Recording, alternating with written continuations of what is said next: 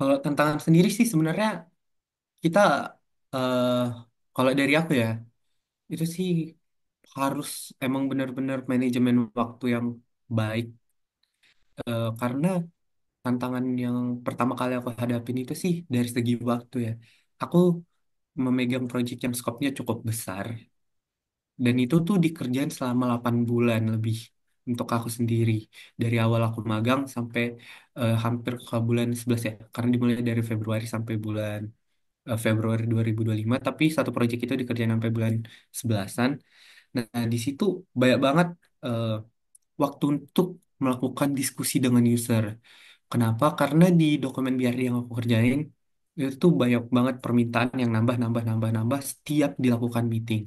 Nah, di meeting sendiri juga ini sedikit tantangan tersendiri buat aku karena di dalam meeting kita harus bisa menyampaikan hal-hal yang benar-benar sampai sedetail-detail mungkin. Kenapa?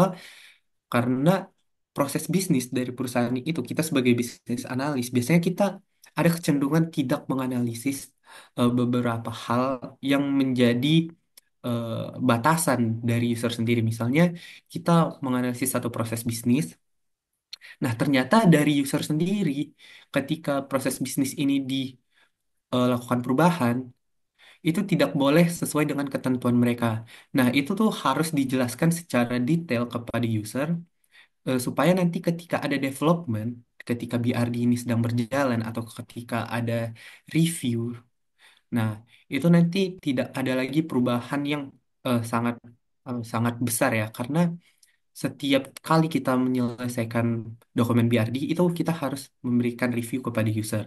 Nah, ketika kita pada saat meeting tidak menjelaskan dokumen yang kita kerjain itu seperti apa, permintaannya seperti apa, kita juga nggak tahu gimana detail-detailnya yang harus tidak boleh dilakukan perubahan, itu akan menyebabkan revisi berkali-kali sehingga akan memakan waktu yang lebih lama dalam proses pengerjaan BRD itu sendiri gitu.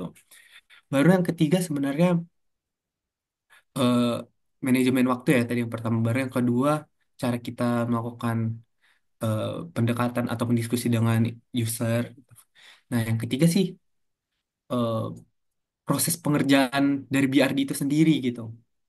Nah, kenapa aku bilang gitu? Karena biasanya untuk BRD-BRD yang skop kecil itu biasanya pengerjaannya tuh cukup 1 sampai 3 minggu aja gitu. Jadi kita harus berkutat dengan waktu. Di sisi lain kita harus juga bisa mengerjakan BRD yang lain gitu. Nah, itu sih. Nah, untuk tantangan sendiri biasanya kalau aku sendiri sih biasanya untuk masalah pengerjaan ya. Yang pertama pengerjaan. Itu sih aku biasanya aku udah buatin jadwal dari jam segini sampai segini harus dikerjain gitu. Walaupun sampai mana ya udah biarin gitu.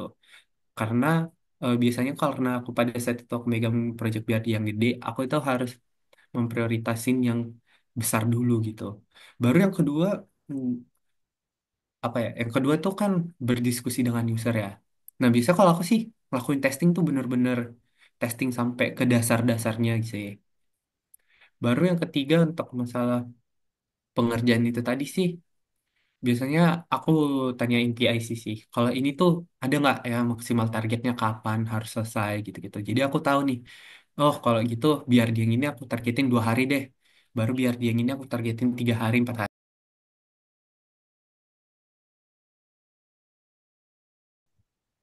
Kalau aku sendiri aku ada megang, kalau project BRD aku ada megang 5, di mana dari satu dari 5 ini aku megang project yang besar banget. Baru aku ada pegang project KMS.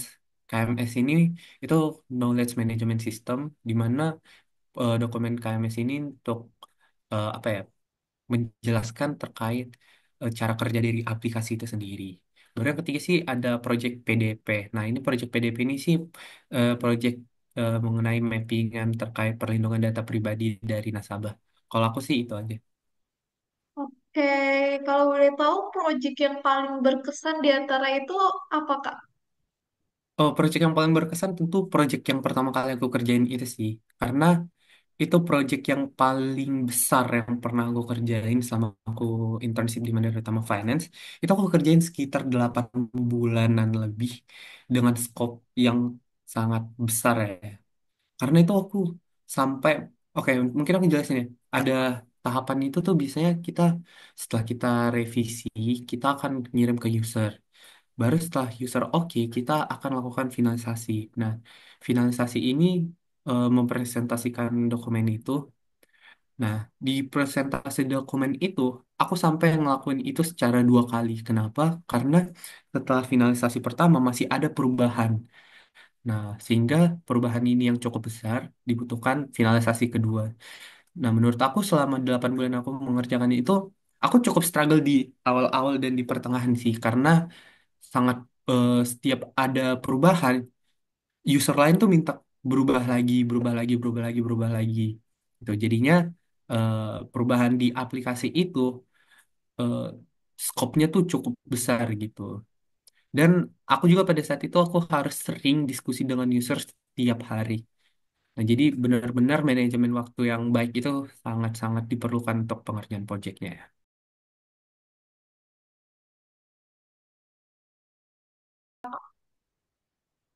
Oh, saran aku sih sebenarnya eh, untuk orang-orang yang mau mengambil internship di bidang bisnis analis, kita harus ngelatih skill menulis kita ya. Karena skill menulis ini sangat berperan penting dalam pengerjaan proyek yang kita lakukan. Kenapa? Karena eh, perbedaan tulisan itu bisa membedakan makna dari apa yang ingin bisnis analis sampaikan di dalam dokumen itu. Jadi untuk eh, setiap orang-orang yang mau ngambil bisnis analis, kita harus punya peran itu, eh, skill itu maksudnya. Baru yang kedua itu peran inisiatif gitu.